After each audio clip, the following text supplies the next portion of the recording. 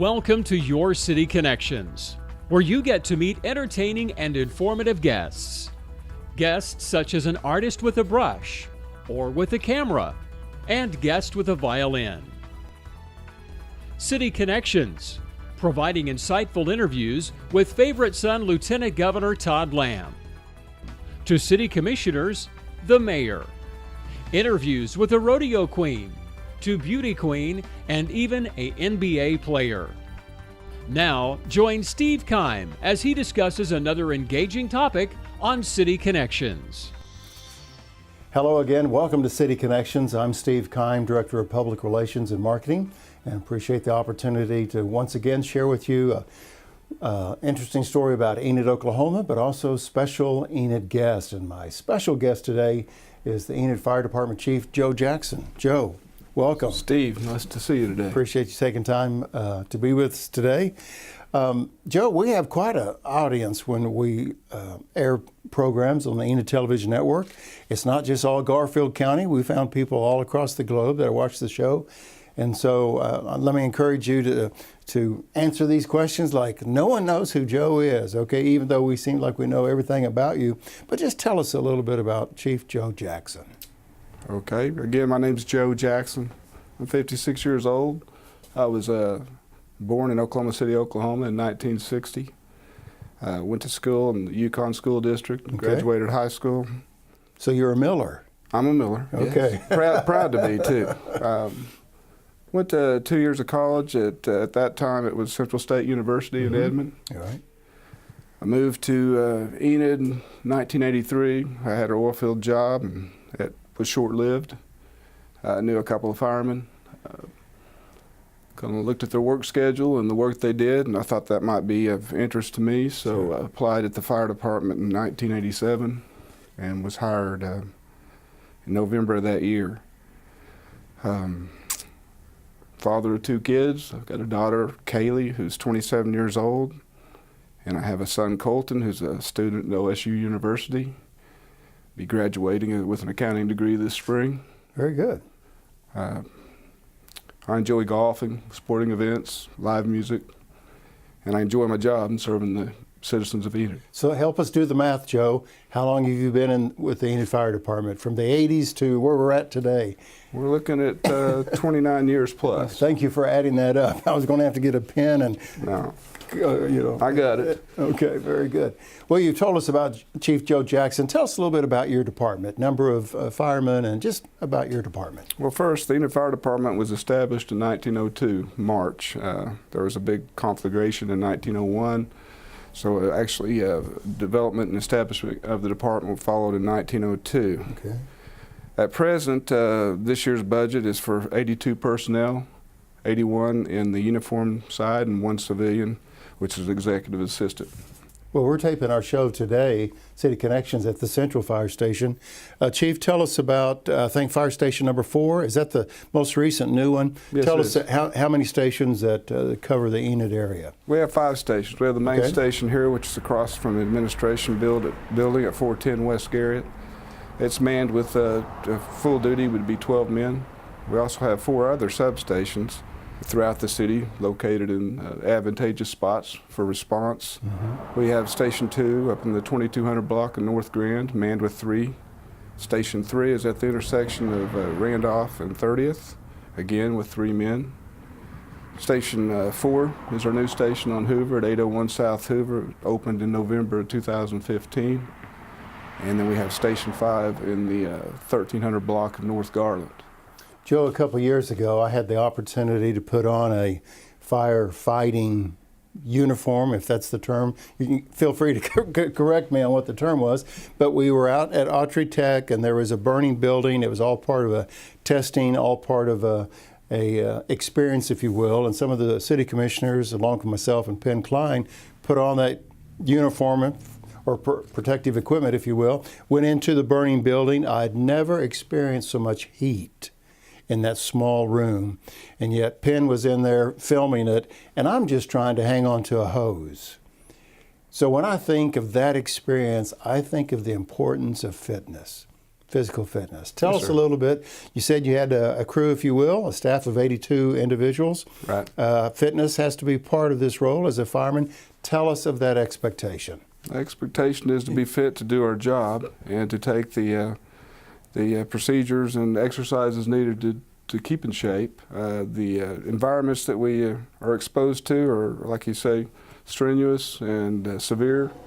The best defense is health and being in shape and exercise, and we offer at all of our stations. We have exercise equipment and a program to go along with it. I remember the athlete that I am, I just remember struggling with just wearing the protection equipment on. And then I got to carry this hose, and I have to do what?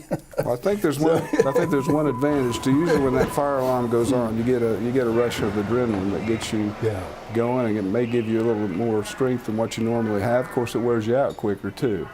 But you're right, the weight of the gear and SCBA that we wear on our back is looking at probably close to 50 pounds excess of your normal weight.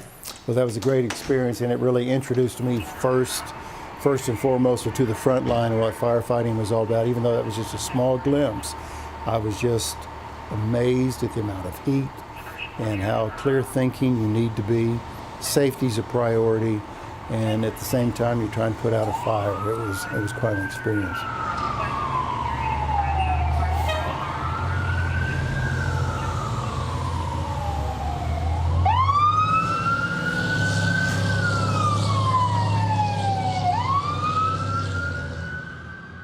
We've talked a little bit, Chief, about the physical fitness requirements for firemen.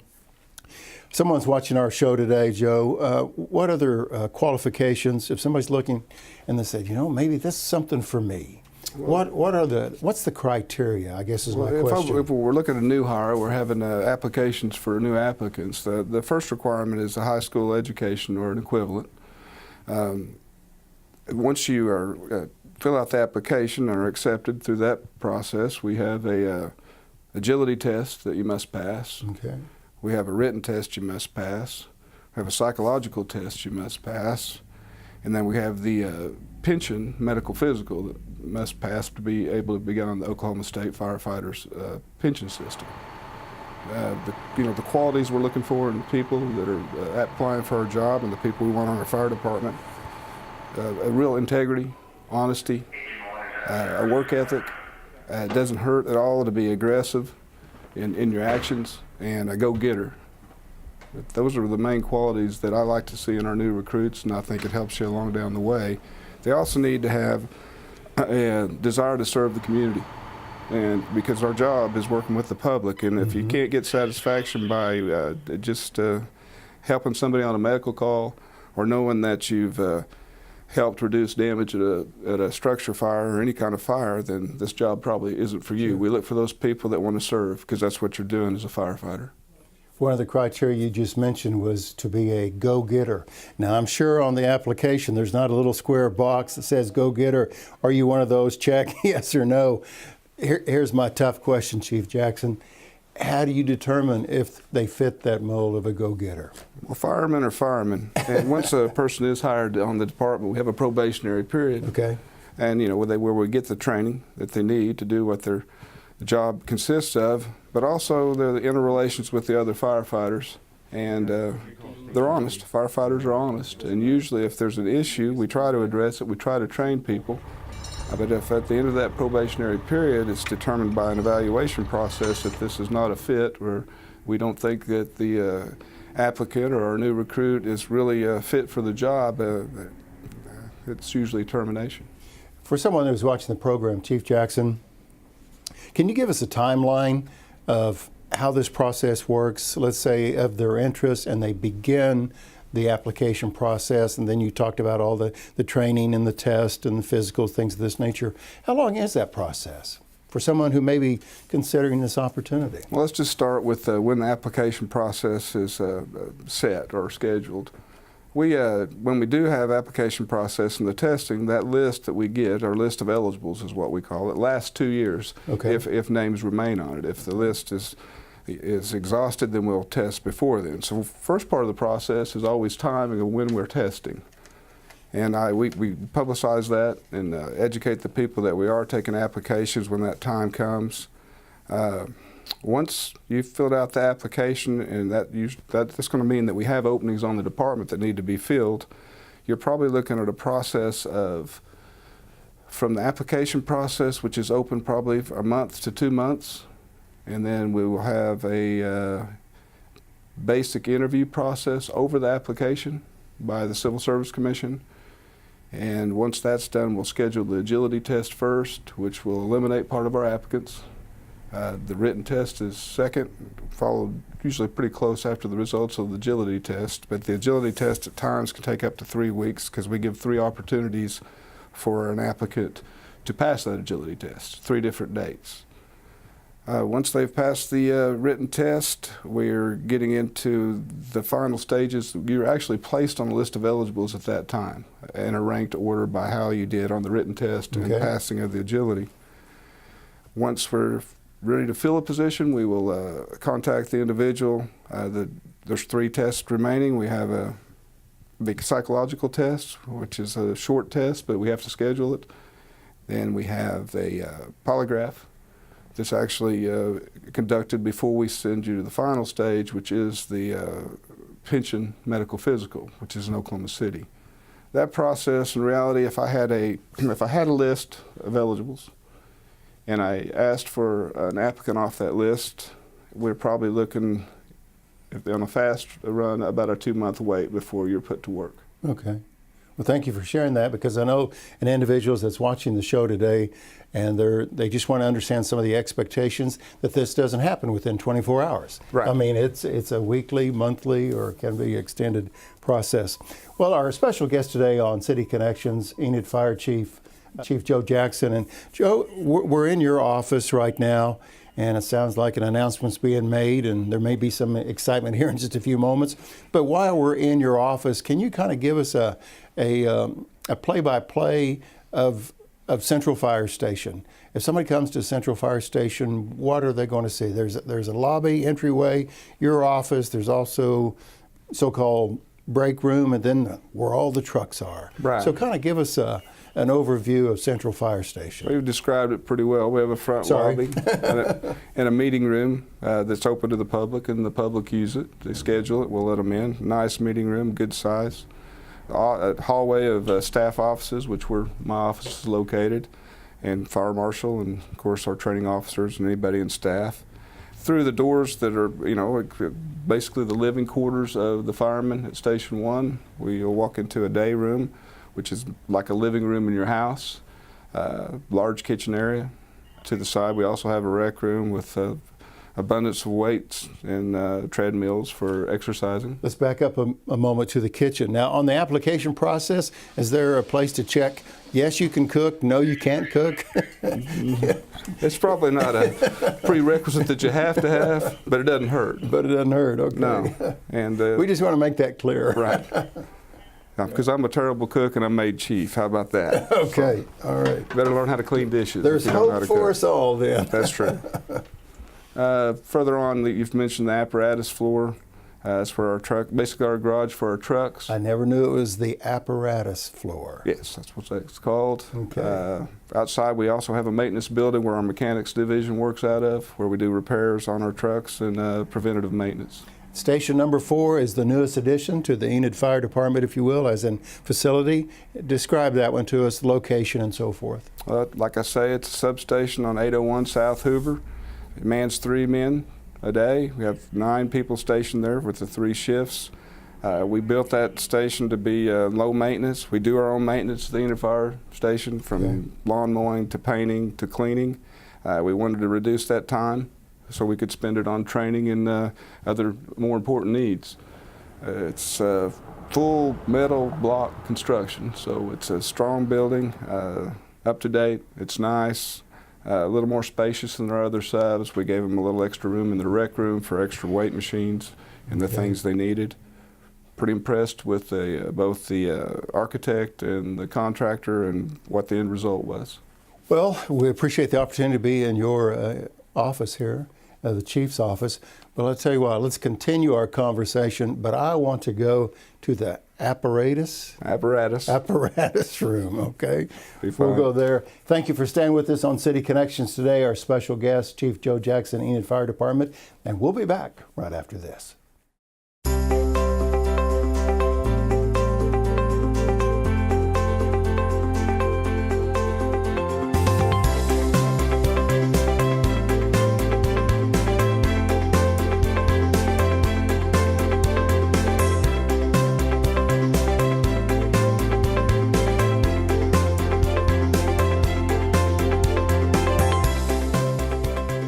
Welcome back to City Connections. I'm Steve Keim. Thank you for joining us today.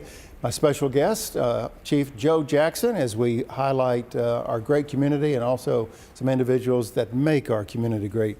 Joe, we made it to the apparatus room, right? That's right. I got the title right this time. Well, this is pretty impressive. Got to have a big garage to have one of these trucks. It's got a ladder. It says Enid number 39 Fire Department. Tell us about number 39 here. Big truck. It's a big truck. This is our 100-foot bucket truck is what we call it. It's a Pierce. It's a 1997 model, so it's 20 years old, but well, it looks brand new.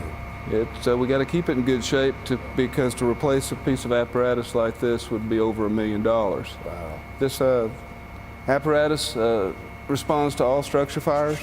It also has some special uses, of course, to obtain the heights on buildings, to get to the roofs of buildings, check out air conditioning problems like that on certain calls. Sure. Well, it's very impressive, and I imagine when you have students here in the apparatus room, they're drawn to the big truck. they see that ladder. It's pretty impressive. Off camera, Joe, we were talking just a few minutes ago about some of the specialization that the firemen have, some with the EMT background, some with the hazardous, working with hazardous, I guess waste is the term. And you said something about 4 divisions. Right.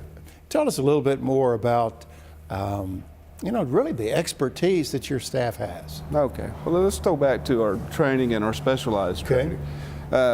As a requirement in your first year, or basically your probationary period on the Enid Fire Department, you're required to become an EMT or an emergency medical technician, national certified.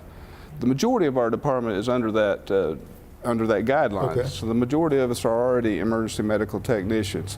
And that skill's needed due to the fact that we run a tiered response with our ambulance service in town, and with our locations of our stations, we're usually the first on the scene on medical calls. We also have people trained in hazardous material or hazardous material technicians, where we have some expertise in dealing with spills and hazards that we can find in the community. We also have people that are skilled and trained to certification level in high angle rescue. And of course we have training in confined space. All of the men actually respond to all the calls. It's not certain groups, but we have specialized training amongst the shifts to handle the situations that we encounter. Well, Joe, let me ask you one of the most difficult questions of our interview. And I went to the enid.org website, the City of Enid website. And if you click on departments, you'll see the fire department, and you'll see Chief Joe Jackson, and he talks about the work that they do. And of course, you can go to enid.org and see all of our departments, police, utility services, all of our departments, to learn about all the individuals' department. And Joe, I was there the other day, and it said the mission of the Enid Fire Department is to serve, to protect lives and property. So here's my toughest question. How in the world do you do that? That's a big challenge. That's a huge responsibility. Let's get that clear. We save lives and we protect property. And you can ask Brian O'Rourke, we're heroes. No, in reality, what we do to ensure that, I think it starts with the recruitment and the people that we bring to the department.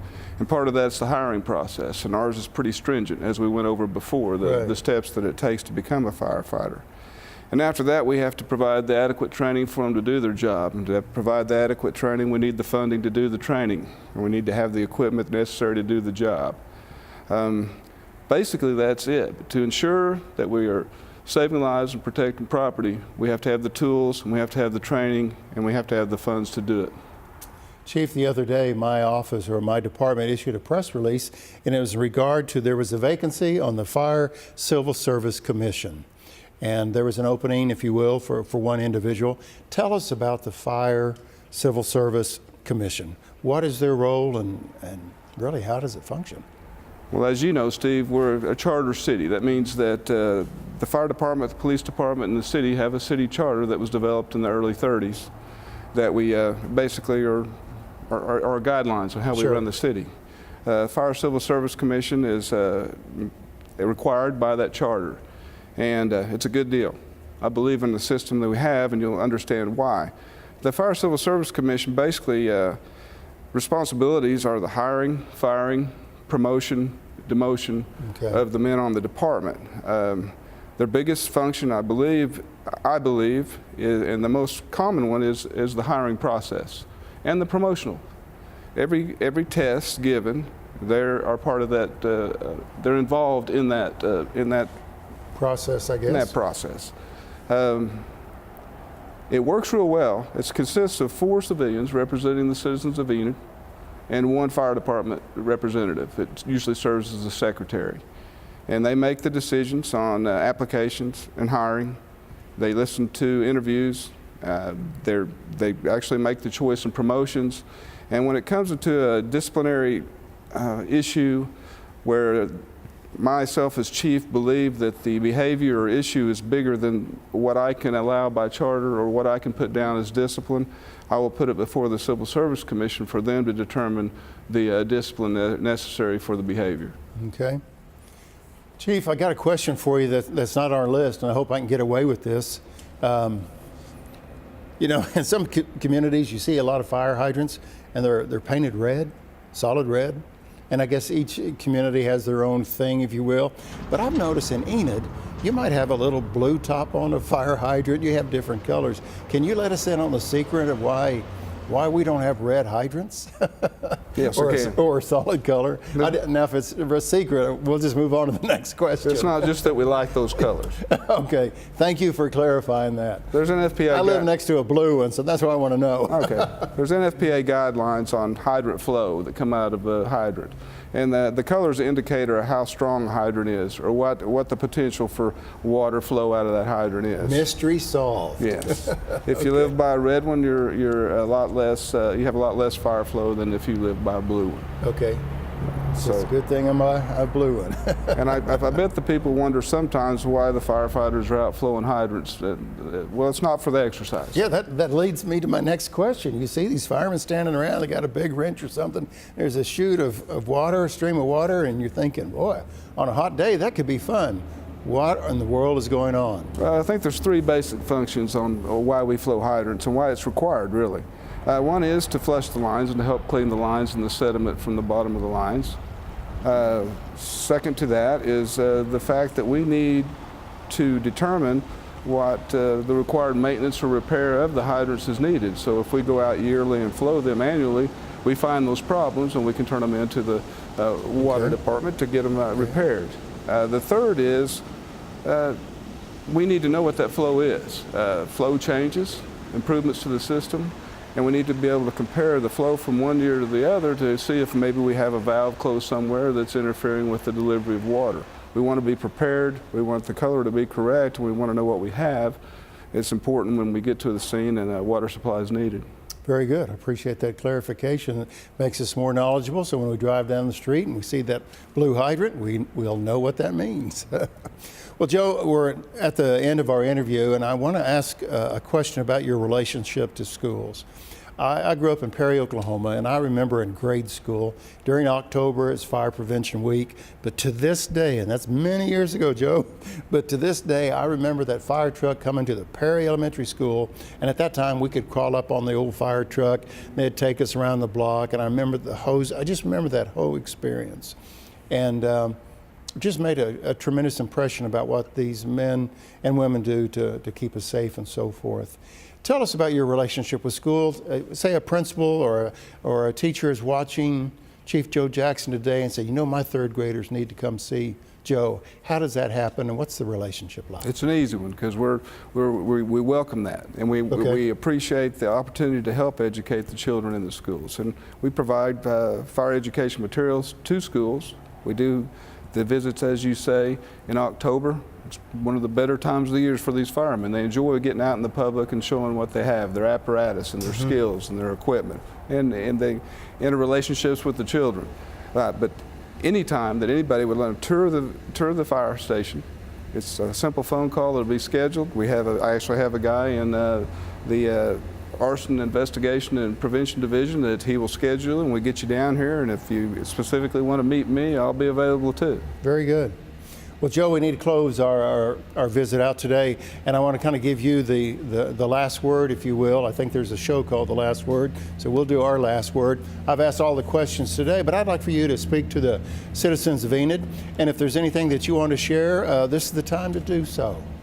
I would just like the citizens of Enid to know that I'm proud to serve their community. We've got a great job. We have a great community. And my job is, I feel like it's a real easy one, but it's easy because of the training and the people that we have on the Enid Fire Department. They make me look good. I've noticed over the years in my career here that we're well trained. I've always been proud of our department. I've been to several departments. I have relationships with other departments. And I want the citizens to know that we have a first-rate department, and we have men that care and they take responsibility for the job they're supposed to do, and they do it well every day. Very good. Well, you joined the department back in 1987. That's the 80s, and I remember in my professional career back in the 80s, a guy that I was working for, he said, Steve, always remember this: surround yourself with the best people, and you'll never go wrong.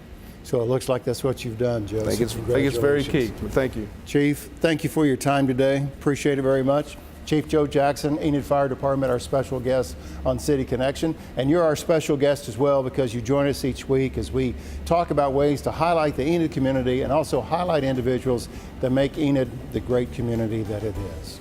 I'm Steve Kime. Thank you again for the opportunity to be with you. Until next time, make it a great day.